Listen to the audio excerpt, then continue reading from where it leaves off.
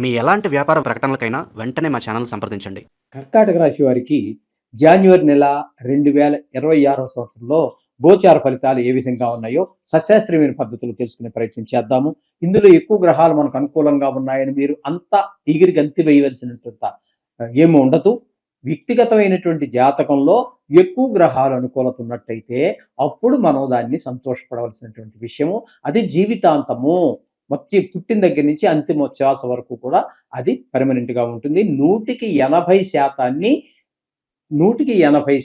ఫలితాన్ని సూచించగలదు. ఇది నిష్ణాతులైన వారు చెప్తే 10 నుంచి 15% మాత్రమే దీని ఫలితం ఉంటుంది. అలా అని చెప్పి దీన్ని పక్కన పెట్టేటటువంటి పరిస్థితి లేదు. దీనికి ఉన్న ప్రాధాన్యత దీనికి ఉన్నది కాబట్టి ఇది గమనించండి. ఖచ్చితంగా మీ డేట్ ఆఫ్ బర్త్ అవి ఉన్నట్టయితే, లేకపోతే కొంతమందికి అప్పట్లో దీని మీద అవగాహన లేక దాన్ని కొంతమంది రాసుకోలేదు. అటువంటి వారికి జాతకం చెప్పడం చాలా కష్టం అవుతూ ఉంటుంది. కాబట్టి తప్పకుండా మీరు వ్యక్తిగత టైము అన్నీ ఉన్నవారు తప్పకుండా జాతకం రాయించుకోండి. మా దగ్గర కూడా ఆ సౌలభ్యం ఉన్నది. చేతితో రాసి మొత్తం ఏ గ్రహాలు మీకు మీ జీవితంలో అనుకూలమైనటువంటి మహాదశలు వస్తాయని కూడా రాయించి ఇవ్వడం జరుగుతూ ఉంటుంది. ఇక్కడ కర్కాటక రాశి వారికి ఇక బుధుని యొక్క సంచారం తీసుకున్నట్టయితే 6వ స్థానంలో 17వ తారీఖు వరకు, తదుపరి మకరంలో ప్రవేశించి అక్కడ నెలాఖరు వరకు కూడా అక్కడ సంచారం చేస్తున్నారు. ఇక్కడ 2 స్థానాలలోనూ కూడా మనకి బుధుడు చాలా చక్కటి ఫలితాలన్నీ ఇస్తున్నాడు. 6వ స్థానంలో ఉన్నప్పుడు మనకి రోగాలు రుచులు లేకుండా ఆరోగ్యం బాగుండేలా చేస్తాడు. అప్పులు తీర్చేయగలుగుతాం, అప్పులు పుట్టగలుగుతాయి. ఇవన్నీ కూడా ధనానికి లోటు లేకుండా ఇక్కడ మనకి 6వ స్థానం అయినటువంటి ధన సంచారంలో ఆ విధాన్ని ఫలితాలు ఇస్తున్నాడు బుధుడు. తదుపరి మకరంలోకి వెళ్ళాక అది 7వ స్థానం అవుతుంది. 7వ స్థానంలో కూడా మంచి ఫలితాలు ఇస్తూ ఉన్నాడు ఈయన. అంటే భార్యాభర్తల మధ్యన అన్యోన్యత ఉండటానికి, అలాగే జాయింట్ వ్యాపారం చేసుకునే వారి మధ్యన ఏకాభిప్రాయం ఏర్పడడం ద్వారా వ్యాపారంలో ముందుకెళ్ళడానికి కూడా చాలా సహాయ సహకారాలు అందిస్తూ ఉన్నారు ఈ బుధ భగవానుడు. ఈ విధమైన ఫలితాలన్నీ కూడా దాంతో పాటుగా మనం ఇప్పుడు చెప్పుకుంటున్నటువంటి కర్కాటక రాశికి 8వ స్థానంలో రాహుగ్రహ సంచారం జరుగుతోంది. సహజ సిద్ధంగానే మనం రాహుగ్రహాన్ని యొక్క దుష్టగ్రహంగా మనం భావిస్తూ ఉంటాము. అటువంటిది ఆయుస్థానంలో సంచరించడం అనేటటువంటిది కొంత దుర్వార్తలు వినడానికి, కొంతమంది అయిన వాళ్ళు ఏవో మరణ వార్తలు వినడానికి అవకాశం ఉంటుంది. ధన నష్టం జరిగే అవకాశం ఉంటుంది. ఎవరితో మాట్లాడిన పరాభవాలు, అవమానాలు ఇట్లాంటివన్నీ ఎదుర్కోవలసి వస్తూ ఉంటుంది. మొత్తం మీద కొంతమందికి కళత్ర పీడ కూడా కలిగే అవకాశం ఉన్నది. కళత్ర పీడ అంటే భార్య, అటువంటి ఆవిడకి ఏదో ఆపద రావటం, అంటే చనిపోవటం, లేకపోతే బతికున్న ప్రయోజనం లేనటువంటి పరిస్థితులు రావటం, ఈ విధమైనవన్నీ కూడా కల్పిస్తాడు ఆ రాహు 8వ స్థానంలో ఉంది. అలాగే కుజుని యొక్క సంచారం కూడా 6వ స్థానంలో ఒక 15 రోజుల పాటు జరుగుతోందండి. ఇక్కడ ఎలా అయితే రవి మనకి శుభప్రదమైన ఫలితాలు ఇస్తున్నాడో, కుజుడు కూడా ఆ 15 రోజులు అంత చక్కటి ఫలితాలు మనకి ఇస్తూ ఉన్నాడు. ఆరోగ్యం బాగుంటుంది, డబ్బులకు లోటు లేకుండా చేస్తాడు, అప్పు ఉంటే తీర్చేయగలుగుతాము, అప్పు కోసం ప్రయత్నం చేస్తే అప్పు పుడుతుంది, ఆ పుట్టినటువంటి అప్పు కూడా సద్వినియోగం అవుతుంది. మనకి ఈ విధమైనటువంటి ఫలితాలన్నీ కూడా మంచి పేరు ప్రఖ్యాతులు వస్తాయి. ఎందుకంటే వాడికి ఎప్పుడో నెక్స్ట్ ఏ పేపర్లోనే ఇస్తామన్నాం, వాడికి ఇవ్వాల్సినటువంటి డబ్బులు అది జనవరిలోనే ఇచ్చాము, వాడు ఎంత సంతోషపడతాడండి. మళ్ళీసారి మనం డబ్బు అడిగితే కూడా ఇవ్వడానికి ముందుకు వస్తాడు. చాలా మంచివాడు, ఆయన డబ్బులు చాలా చక్కగా కరెక్ట్గా ఇచ్చేస్తాడని చెప్పి మంచి పేరు ప్రఖ్యాతులు వచ్చే అవకాశం కూడా ఏర్పడుతూ ఉంటుంది. ఈ విధంగా కుజుని యొక్క సంచారం 6వ స్థానంలో. తదుపరి 7వ స్థానంలోకి వెళ్ళాక మామూలే, రవి గారిలాగే ఈయన కూడా భార్యాభర్తల మధ్యన ఇబ్బందులు, అభిప్రాయ భేదాలు, అలాగే భాగస్వామ్యంలో వ్యాపారం చేసేవారి మధ్యన అభిప్రాయ భేదాలు వచ్చేటటువంటి అవకాశం ఖచ్చితంగా కనబడుతుంది. అలాగే రవి యొక్క సంచారం తీసుకున్నట్టయితే 6వ స్థానంలో ఒక 14వ తారీఖు వరకు ఉంటున్నారు. తదుపరి మకర సంక్రమణం, అంటే ధనస్సు నుంచి మకరంలోకి సంచారంలోకి వెళుతున్నారు. అక్కడ మిగతా రోజులు నెలాఖరు వరకు అక్కడే ఉంటారు ఆయన. ఇక్కడ 6వ స్థానంలో సంచారం చేసే 14వ తారీఖు వరకు చాలా మంచి ఫలితాలన్నీ కూడా మనకి రవి వల్ల వస్తూ ఉన్నాయి. దానివల్ల ఆరోగ్యం చాలా బాగుంటుంది. అప్పులు కావాలంటే పుడతాయి. అప్పు ఎవరికైనా మనం ఉన్నట్టయితే తీర్చేయగలుగుతాము. అప్పు తీర్చేసాము, లేదా అప్పు కోసం ప్రయత్నం పుట్టింది అన్నట్టయితే అప్పు తీర్చేయగలిగామంటే డబ్బులకు లోటు లేనట్టే కదండి. అలాగే మనం డబ్బులకు ఇబ్బంది పడుతూ రుణం కోసం ప్రయత్నం చేసాం, విజయం సాధించాము అన్నట్టయితే మొత్తం మీద అప్పుడు కూడా మీకు ఈ నెలలో ధనానికి ఇబ్బంది లేనటువంటి పరిస్థితిని మనకి రవి కల్పిస్తూ ఉన్నాడు.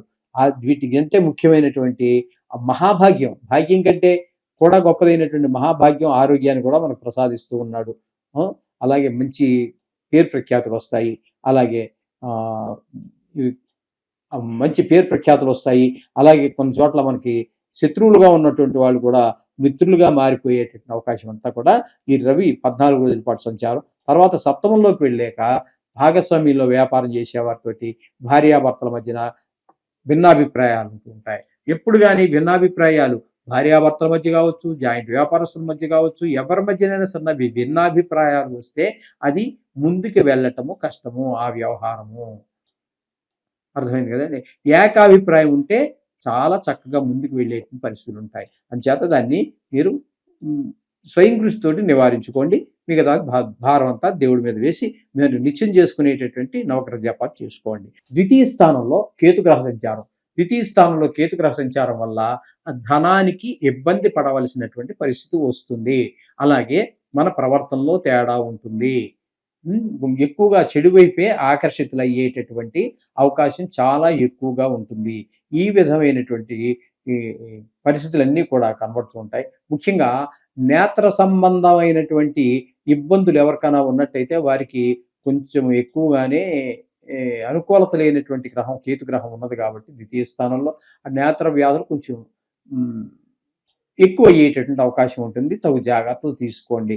అలాగే కొంచెం ధనానికి నష్టం, ధనం నష్టం అంటే ధనం రావటమే కష్టం అవుతుందండి. అలా ఆ విధమైనటువంటి పరిస్థితి అంతా ఉంటుంది. ఇంట్లో కూడా ఆహ్లాదకరమైన పరిస్థితులు ఉండవు. ఆ విధమైన ఫలితాలన్నీ కేతు మనకు సంక్రమింపజేస్తూ ఉన్నాడు ఇక్కడ. అలాగే 6వ స్థానము 7వ స్థానంలో శుక్ర, రవి, కుజ, బుధ గ్రహాలు 2 సంచారం చేస్తూ ఉన్నాయి. ఇక్కడ దగ్గరగా సగం నెలల పాటు మనకి 6వ స్థానంలో సంచరిస్తూ ఉంటే తదుపరి 7వ స్థానం అయినటువంటి మకరంలో సంచారం చేస్తూ ఉన్నారు. ప్రథమంగా ఇందులో 4 గ్రహాల సంచారం. ఈ 4 గ్రహాలే 7వ స్థానంలో కూడా సంచారం చేస్తున్నాయి. ఇక్కడ 6వ స్థానంలో శుక్రగ్రహం 12వ తారీఖు వరకు సంచారం చేసి తదుపరి నెలాఖరు వరకు 7వ స్థానంలో సంచారం చేస్తోంది. కాబట్టి ఇక్కడ గోచార రీత్యా శుక్రుడు 6వ స్థానంలో కానీ 7వ స్థానంలో కానీ శుభప్రదమైనటువంటి ఫలితములను ఇవ్వజాలడు. అంటే నెల పూర్తిగా లేదు. కాబట్టి వీరు షేర్ మార్కెట్లో పెట్టుబడి పెట్టేటటువంటి వారు దాని జోలికి నెల రోజులు మాట్లాడకుండా ఉండటమే మంచిది. అలాగే సినిమా రంగంలో ఉన్నటువంటి వారికి కూడా ఈ కర్కాటక రాశి వారికి అనుకూలమైన ఫలితాల్లో శుక్రుడు ఇవ్వటం లేదు. అలాగే టీవీ రంగంలో ఉన్నటువంటి వారికి, ఈ మీడియా సోషల్ మీడియాలో ఉన్నటువంటి వారికి కూడా అనుకూలమైన ఫలితాలు శుక్ర భగవానుడు ఇవ్వడు. ఇది గమనించుకోండి. ముఖ్యంగా షేర్ మార్కెట్లో పెట్టేవారు ధన నష్టాలు వచ్చే అవకాశం ఉంటుంది. కాబట్టి చాలా జాగ్రత్తగా పెట్టాలి పెట్టుబడి పెట్టడం. లేకపోతే దాని దగ్గరికి వెళ్లకుండా ఉండటం మరీ మంచిది. ఎందుకంటే 2 స్థానాల్లోనూ కూడా అదే విధమైనటువంటి పరిస్థితిలో ఉంది. దానికి తోడు రవితో కలిసి ఉన్న కారణంగా ఇక్కడ మోఢం కూడా ఏర్పడుతూ ఉన్నది. కాబట్టి మరీ నిర్వీర్యుడైపోయాడు శుక్రుడు. కాబట్టి వెళ్ళనే వద్దు. దేని దగ్గర పెట్టుబడులు పెట్టడానికి ముందుకి వెళ్ళవద్దు. ఇది సూచన, గమనించుకోండి. అలాగే భాగ్యస్థానంలో శని భగవాన్ యొక్క సంచారం జరుగుతోంది. భాగ్యస్థానంలో శని సంచారం అనేటటువంటిది మనం భావాద్భావం కాబట్టి పిల్లల మీద దుష్ప్రభావం చూపించే అవకాశం ఉంటుంది. ముఖ్యంగా మనకి తండ్రి గారి ఆరోగ్య విషయంలో ఆయనకి లేక మనకి ఆయన మనతో కోపగించుకోవటం, ఆయన ఆశీస్సులు లేకపోవటము, లేకపోతే వారికి ఏదైనా అనారోగ్యం చేయటము, తండ్రి గారి విషయంలో ప్రత్యేకమైనటువంటి శ్రద్ధ తీసుకోవాల్సి ఉంటుంది. వాహన సౌఖ్యం కూడా కొంచెం కొరవడేట్లో ఉంటుంది. దైవభక్తి గుళ్ళు గోపురాలు ఇవి తిరగలేము.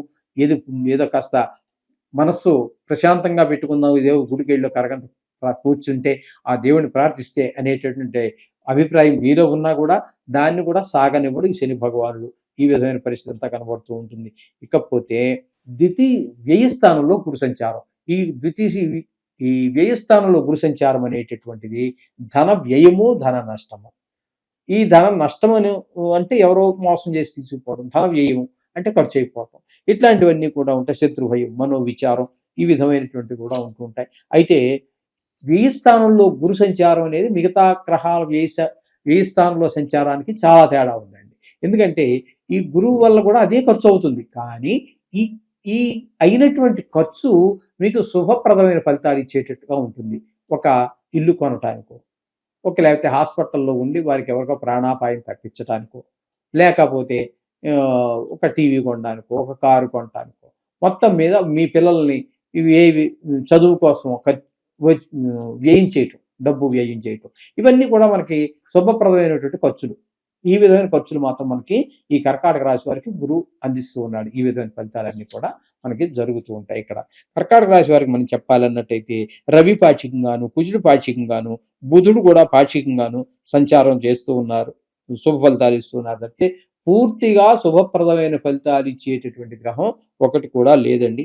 అయినా కూడా మీరు ఏమి కంగారు పడవలసినటువంటి పరిస్థితి ఏమీ లేదు. అర్థమైందండి? ఇది కేవలం గోచారం మాత్రమే. జాతకంలో మన జాతకం బాగున్నట్టయితే గోచార ఫలితాలు అంతగా చెడు ప్రభావాన్ని చూపించలేవు.